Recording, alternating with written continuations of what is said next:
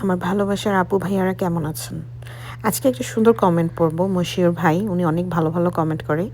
আপু আমি অনেকের সাথে কথা বলেছি কিন্তু আপনার মনটা এত ফ্রেশ এবং আপনি এত মিশুক। আপনার মনের কোনো অহংকার নেই। ইনশাআল্লাহ আপনি এগিয়ে যান যে আপনি ভালো দেশে থাকেন, একটা ভালো পরিবেশে থাকেন সেই হিসেবে আপনার মনের ভেতর কোনো অহংকার নেই। ধন্যবাদ।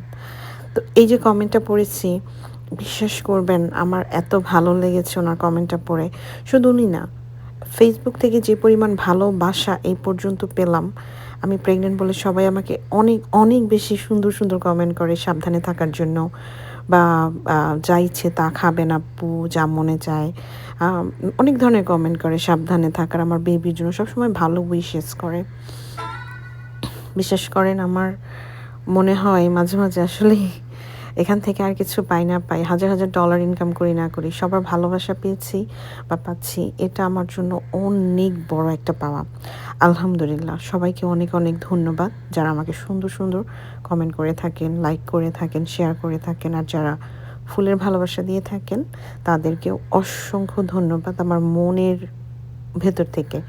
আর এই যে দেখেন শুরু করে দিয়েছে কিন্তু পান্তা ভাত মাখা। আমি কিন্তু সব কিছু নিয়ে আমার ব্যাকইয়ার্ডে টেবিলে বসে পড়েছিলাম।